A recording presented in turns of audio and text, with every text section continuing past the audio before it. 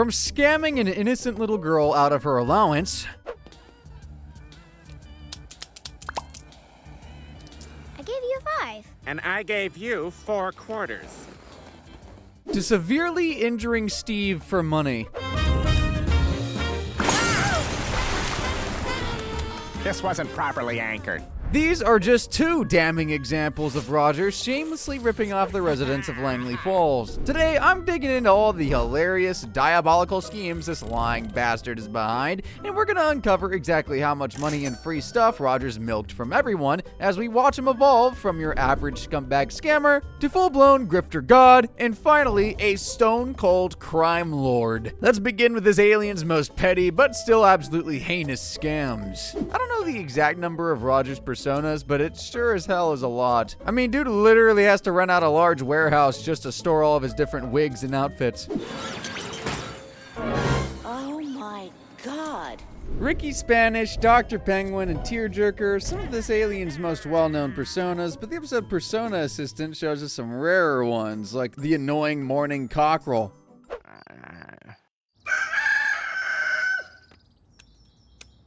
The serial killer who gets around via ostrich. Nacho Bartiromo, serial killer. And who can forget the blind, lungless guy who begs for money on the subway? Roger's got plenty of severe psychological issues, but there's nothing physically wrong with him. Well, at least nothing that requires panhandling. The people on the subway didn't seem that convinced by Roger's trick, so we'll assume this lying beggar left the subway with just a measly $2 in his cup. Remember the episode 42-Year-Old Virgin? Steve and his friends were about to be assaulted at a water park. Stan rushed to the scene and fought desperately to save his son from the clutches of the vile. Roger, on the other hand, couldn't give a crap if Steve were brutally 1,000 times. He was just there to get free churros. Chili told us what happened. We got here as soon as we could. Spread out and find the boys. There's not a moment to lose. Sanchez Montezuma, INS, Churro and Sopapilla Division. I'm confiscating all these churros. There'll never be another Roger. It simply doesn't get more iconic. Stan's favorite persona of Roger's is definitely rich sugar daddy Max Jets. But there are plenty of personas he just downright despises. And his least favorite by far is that no good El Narco, the drug lord who brutally humiliated him in 1980s Colombia. I can't believe you fell for my trick. Oh, no way, he fell back in. Oh, here, let me help you out. No. He kissed the anteater! The anteater loves him! That's his girlfriend now! In the episode of Jones for a Smith, Stan makes it clear how much he loathes people on welfare. So that means his second least favorite Roger persona must be none other than Fantasia Lopez. Name's Fantasia Lopez, and I'm on my way to welfare to get some free stuff. Don't you worry, babies. Mama's gonna get some food stamps so you can get the milk duds you need. And to think even Fantasia Lopez was doing better than crack whore Stan was at the end of that episode. Can I have some crack? Just a little crack. Give me your wallet. What? No. Give me your wallet. Get off This me. is I'm not Somalian. giving you my Give it wallet. to me. I think it's fair to say perverted creep is a very accurate term for someone like Roger Smith. He's entered Stan's ass, passionately rammed his tongue down a 13-year-old's throat, even's got a frackin' persona who people on the subway. My best costumes are sweater-based. How am I supposed to be Japanese subway or Shinju Omagawa without his baby blue cardigan? The examples of him being a perv go on, but let's talk about that time he painted Haley in her birthday suit. In the episode of Meter Maid, Haley takes up life modeling to feel more empowered, and what could be more awkward than Roger being in the art class? Nice. Madam, please uncover yourself. Does anyone have more areola pink? I only have 1 tube. Roger paints a super realistic portrait of Haley's naked body. Already creeped out? Well, brace yourself for what happens to the painting back home. Oh. You let Steve the drawing? Relax, he doesn't know it's you. I know it's me. Do you know what he just did with it? If you disagree with my lending policies, you can buy the drawing for yourself. The episode only gets more uncomfortable from there, if you can believe it. In this next scene, Roger literally auctions off Haley's new drawing to the rest of the family. Our next piece is Lot 247, Headless Naked. Do I hear 20? 20. 25. $100! Be warned, I am proxy bidding for an anonymous patron in Zurich. Anonymous and very wealthy. $101. I'm out. 200. 250. $5,000! Ah! Sold! 1,000 times sold! Mom, it's the perfect piece to hang in our dining room for the parade of homes. No, you can't. Roger deliberately withheld the truth about the painting, knowing full well nobody in the family would actually pay money to own a nude painting of Haley. This can be considered scamming, so let's add Francine's $5,000 to all the money Roger's conned people out of. Roger's old as hell, 1,601 years to be precise. While I'm sure he's been screwing people over for centuries, the earliest example we have of this douchebag defrauding people is from the late 20th century. In the episode Fart Break Hotel, Steve time travels back to the year 1981 and crosses paths with Roger, whose persona of choice for this decade is a crack-smoking jacuzzi dealer named Reaganomics Lamborghini. Want to smoke cocaine out of my pipe made from a Rubik's Cube? Ah! Ah! Ah! Ah! Sir, are you all right? I was sitting on this waterbed, minding my own business, when it spontaneously exploded. I demand a week of free rooms or I'll sue the crap out of you. Roger actually did get that week's worth of free rooms because he redeemed them when the Smiths checked in at the hotel in the present day. The hotel looks quite fancy, so my guess is that Roger milked at least $5,000 worth of free rooms from the hotel by lying about his accident. Guys, Roger's schemes may have started out small and petty, but make no mistake, things are about to get even more diabolical. Buckle up because this little gray liar is graduating to a fully fledged grifter god. He's out to make some serious money now, and he'll bulldoze anyone in his way to get it. Roger is a cruel, cold-blooded psychopath. He's well known for pulling the most diabolical pranks on gullible little Steve, and his most iconic practical joke ever occurs in the episode Dope and Faith. When a carnival psychic tells Steve he's special, the teen just can't stop gloating. As petty revenge, Roger tricks the boy into believing he's been accepted to Hogwarts, the American campus. Well, have fun with your regular boring life, Roger. I've got magic to learn. You the new kid? Yes, sir. The owl brought me my official letter of admission. Shut up. Get your ass in here. Potions class! Steve spends the whole day in potions class making magical crack and arrives home with a generous $2,000 from his professor. This hard-earned crack money, of course, ends up in the clutches of a certain muggle. Hey, you're alive and probably pretty pissed. The hell is that? It's $2,000 my professor gave me for doing a good job in potions class. So now, why would I be pissed? You would be pissed if I forgot to give you this magic wand. The Half-Blood Prince makes potion after potion, and pretty soon Roger's loaded up with muggle money. Little Steve is such a model student that he even brings home some supplies to practice with at home. Me off. What the hell is that? Oh, I wanted to practice potions at home, so I borrowed some supplies. Do they know where you live? Do they know where you live? The Death Eaters break into the house and Roger gets the crap eaten out of him while Steve tries to save him with the most lethal, powerful spell in the wizarding world. Lávate las manos means wash your hands in Spanish, so at least this crack Roger face planted was super hygienic. Get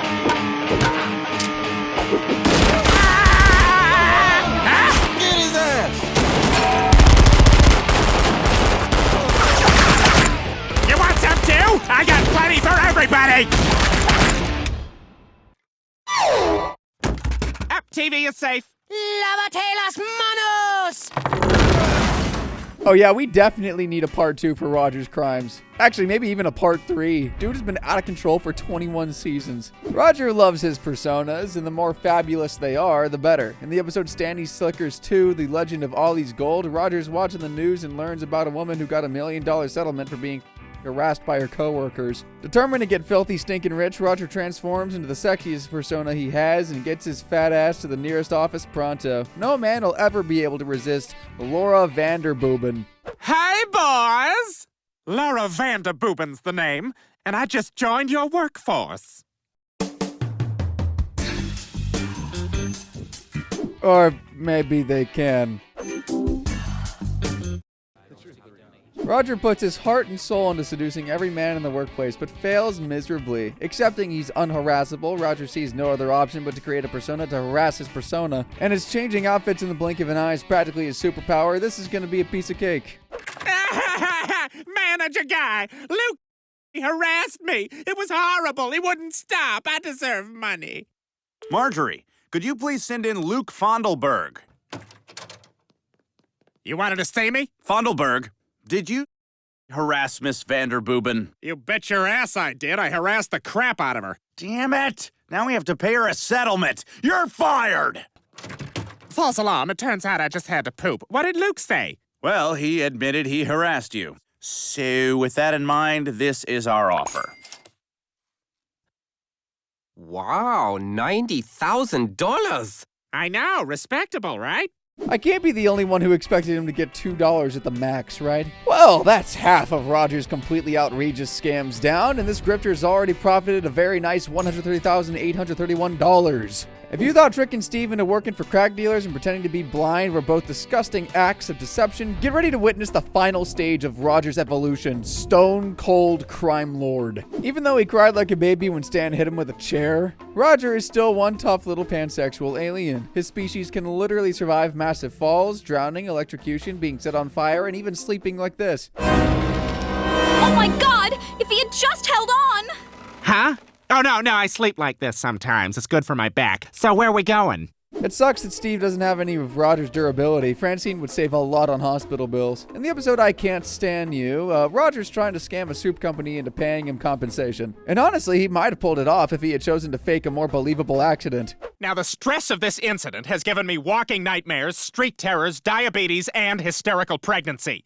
Now, I am going to require a substantial cash settlement somewhere in the amount of whatever one of those ionic breeze machines costs. My address is... Huh? Do I have the finger? Damn! The Lipton woman outfoxed me again. Later that day, Roger pretends to trip on a neighbor's driveway. He shamelessly robs the old man of $1,000 in compensation, and Steve gets a brand new PlayStation for backing him up. The teen declares that lying is awesome, but if you've seen this episode before, you'll know he's gonna seriously regret saying that. Oh, this cup is irresponsibly hot. Oh, my face!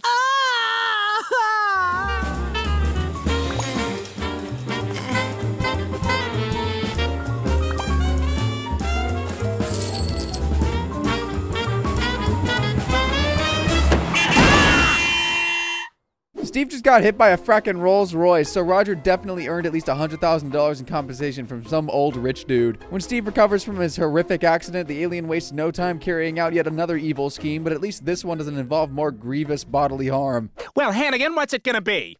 You gonna offer me $100K, or you gonna let Jonathan Lipnicki's make you look like a punk in front of your hot wife? Well, are you? Shockingly, Roger actually agrees to split the $100,000 with Steve. After collecting the suitcase containing his share of the money, the alien jets off to Mexico to open his own restaurant. But upon arrival, he discovers a terrifying, damning truth. The scammer has become the scammed. Now, all that remains is your franchise fee of $50,000. Of course. This is just a photocopy of a 14-year-old boy's butt. What is the meaning of this? Dear Roger, you taught me well, perhaps a little too well. You told me that everyone's either a sucker, a crook, or just plain greedy. I guess you were all three. Adios, sucker. The brain. So, the face becomes the brain. I really wish he knew what happened when Roger finally made it back home. I feel like he either smashed Steve's PlayStation to smithereens or just straight up tried to savagely murder him. Steve once ran away to the woods for an entire year and nobody cared, and not even his own parents reported him missing. That must have hurt, but at least people got upset the second time he vanished. In the episode News Glances with Genevieve Avance, Haley is working as a journalist for Roger's news channel. She really wants to do a segment on Garbage Island, a giant mass of trash polluting the ocean. Roger agrees to let her report on it, but first, she has to find a story that'll get him crazy ratings. Haley decides to pretend Steve has been kidnapped, and it doesn't take much for her little bro to go along with it after the day he had at school. Is it true that during a woman's uterus can create a vacuum-like effect? Hold up. I recognize this handwriting. It's Steve Smith's. While Steve hides out in a remote cabin, his disappearance sparks a media frenzy with Genevieve Avance covering every second of it despite knowing the entire story is BS. A vigil takes place outside the Smiths' house and all the neighbors are in tears, creating a perfect opportunity for an evil mugger to strike. It's super easy to take people's wallets while they're crying. With all the ratings News Glance is getting, you'd think Roger would leave people's wallets alone. He's super greedy for money though, so much so that he literally framed Stan and Francine for murdering Steve on live television just so he can get those ratings. Why did you murder your son? What? Not ready to confess? Well, my team and I created a reenactment of what we believe happened the night Steve disappeared. You know what I've been thinking about lately? How Steve is the worst? Yes, I kind of want to murder him. Great idea. We'll use my knife. Hi, Mom. Hi, Dad. Just coming in here to love you.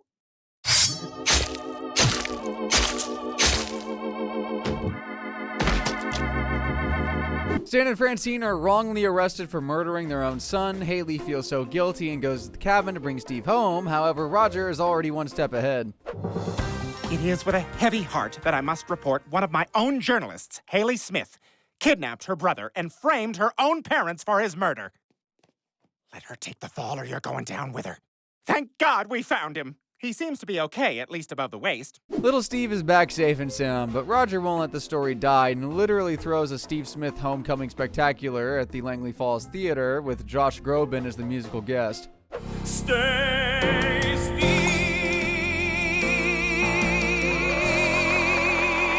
Steve gets interviewed about his terrifying experience being kidnapped and sexually abused by his own sister. He goes along with everything, but finally admits the whole thing was staged when Roger tries to make him confess to having made out with a raccoon while captive. Genevieve Avance gets exposed for fabricating the whole story and has to escape from an angry mob trying to kill her. Despite being a disgraced journalist, Roger was able to stay on the air, probably because he bribed the network with all the money he earned from the Steve Smith homecoming spectacular. Around 500 people came to the show, and knowing Roger, he probably put the ticket prices as high as Broadway, so I would estimate that he made at least $150,000 from the show, which was very entertaining actually. You can't say he didn't make an effort. Despite having gray skin, a head that puts Megamind to shame, and 4 fingers on each hand, Roger's biggest insecurity is actually just not having a nose. In the episode 4 Little Words, he's determined to stop being a noseless freak and puts on a Kevin Bacon nose to gain more self-confidence. His nose is obviously fake, but since Langley Falls is full of dumbasses, Roger gets mistaken for the real Kevin Bacon, and he's gonna use his new celebrity status to exploit fans for free stuff like the most expensive wine in town.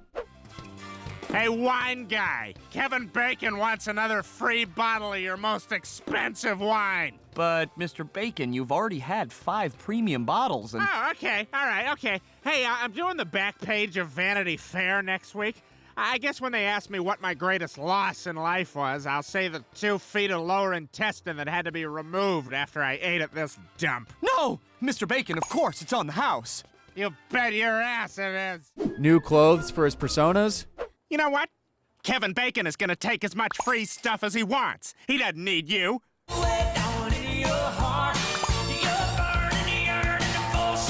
More wine.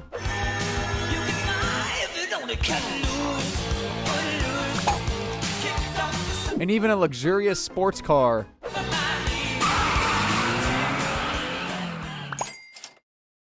Roger was so stoked about driving his new cool car that he ended up getting in a hit and run and just let the real Kevin Bacon take the fall for it. I didn't think I did it, but it's clearly me on the tape. Roger? I'm gonna turn this cheese sandwich into a panini. No remorse whatsoever. Stan is never satisfied when he eats out and regularly ends up with a side of spit bread because he insults waiters. So why is he so hard to please? Well, it all started when his father deserted him at 8. Then, he found Johnson's ice cream parlor. Can I have a licorice burrito? Now you're talking! That was a magical night. I had chocolate-covered hot dogs. I had cherry pie pizza. I had the 3rd worst diarrhea of my young life. We closed the place down that night. It was the best dinner ever. The restaurant randomly exploded after that, and Stan hasn't been satisfied with any eating establishment ever since. In the episode Stan's Food Restaurant, Stan wants to build an exact replica of Johnson's. As Roger once managed a Hardee's on Myrtle Beach before it was shut down in a drug raid, he'd be the perfect guy to help if he weren't completely selfish. What is this? Your dream restaurant. Roger's Laotian Adventure. But what about my scale model? Stan, it took quite a bit of doing, but I managed to wipe my butt with it. Stan gets angry at Roger for creating his own dream restaurant. A heated argument follows, and Stan gets fired. However, he opens a new restaurant right next door using a loan from Francine's parents. People who remember the old Johnson should be lining up to eat this exact replica, but they understandably care more about avoiding STDs than enjoying ice cream. Stan!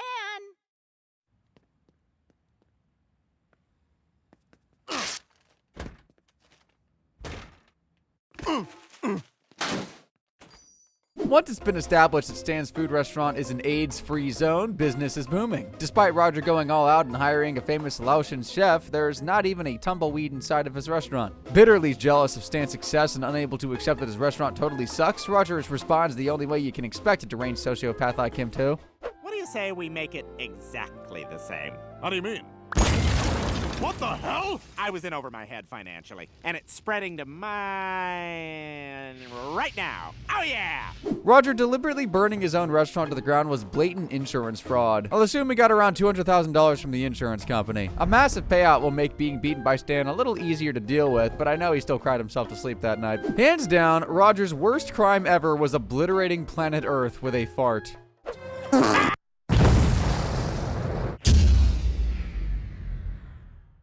After the blast, Langley Falls descended into no man's land and people had to resort to cannibalism in order to survive. In the episode The 200, Stan wanders through the ruins of the town to find his family but almost gets eaten by Principal Lewis. I'm not a killer, Stan. I just want a slice.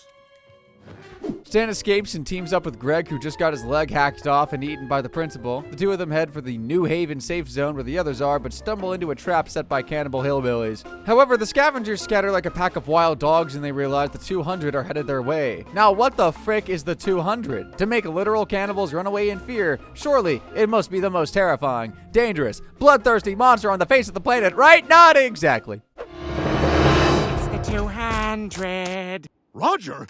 I just walk around, do a creepy, the 200 are coming. I have so many spoons now, I'm like the Little Mermaid. Turns out the 200 were in fact real. They were a violent army of Roger's personas. Real Roger had no idea. He was just scaring people so he could steal spoons. Sounds like a pretty bizarre thing to do, but in post-apocalyptic times, spoons are worth a lot more. I mean, sure, I could pay Steve back in spoons, but nowadays one spoon is worth more than $60. So how many did Roger steal? He had a satchel full of them on screen, but presumably he'd been stealing spoons for a while. After the blast, we know that Stan had to walk all the way back home from South America. Family, where were you when the blast happened? On a mission, South America. That's a long walk. That would be a 40-day trip at the minimum. Roger could very well have robbed at least 10,000 spoons during that time, so we'll add 600 grand to all the money he's been making exploiting others for metal utensils. According to Roger, jury duty is like an HIV test, a complete waste of time. Stan, on the other hand, revels in punishing lawbreakers. In the episode The People vs. Martin Sugar, Stan is chosen to serve on the jury for a trial against a truly despicable bastard, a man accused of the most evil, nightmare-fueling atrocities you could ever imagine. Mr. Sugar is accused of manufacturing and distributing millions of dollars worth of counterfeit handbags. Justice time. Please bring in the defendant. In all seriousness, though, Martin Sugar really is a wicked, wicked man and subjects his illegal workers to the most inhumane of conditions. Despite being obviously guilty, Roger charms the jury and even prosecution into believing he's a good guy. Stan can see right through him, though, and as he's a jury foreman, this alien is going down. D-O-W-N down. Martin Sugar, you have been found guilty on all counts. I can't believe he got me. Roger being Roger, he crashes the bus headed for the prison and makes a run for it straight to the nail salon. The judge said he sold millions of dollars worth, so $3 million seems like a reasonable amount to add to this fraudster's total. That's a lot of money. Roger's ability to milk people for all they've got is honestly impressive at this point, just like his ability to unhandcuff himself in a matter of seconds. The law won. Nice try, guys, but I always keep a handcuff key up my bum. Ta-da! Ah! Roger gets up to many things in his free time, like drinking wine, transforming into his thousands of different personas, and bullying Steve, of course. What's going on? Back to sleep. Remember how you said you wished you could sing like Christina Aguilera? Well, now you can. He's a sucker for playing games, too, and his all-time favorite is the Widow game. In the episode Widow's Peak, Stan is off on yet another dangerous and totally dignified CIA mission. Did I just swallow one of your teeth? While Stan's out risking his life to put bread on the table, Francine and Roger pretend he's dead so they can play widows and milk everyone in town for freebies. They start out small by guilt-tripping the butchers into giving them free steaks. But does it also cost the least since my husband died? For a widow, it's on the house. Then they move on to bigger things like getting a free Lambo test drive and even their own performance at a national ball game. And the home of the brave widows. After hopping on a plane to Denver and making the pilot redirect the flight to St. Louis, Roger and Francine try to get the free food from a sandwich store. However, the owner doesn't give a crap that they're sad, lonely widows, and not letting Roger get his own way is the same as choosing death.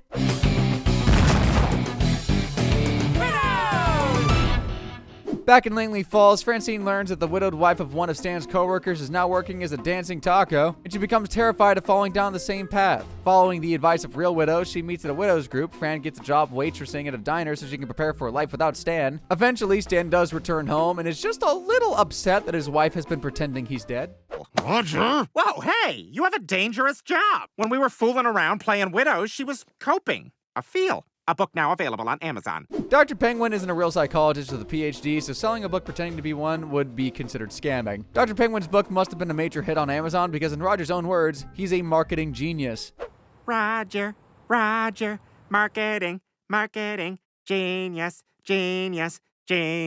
genius, me. The average price of a book on Amazon is about $10, so assuming Dr. Penguin sold 1 million copies, $10 million went into Roger's dishonest pocket. We've reached the end of the video now, guys, so it's time to tally up all the money Roger Smith has made scamming. According to my calculations, this fraudster fiend has cheated his victims out of a grand total of $14,339,452. And to think he's still living in that dusty old attic. Believe it or not, some of the criminals on this channel are as prolific as Roger, if not more so. So click on the screen to check out what heinous acts this character's been getting up to lately. Thanks for watching.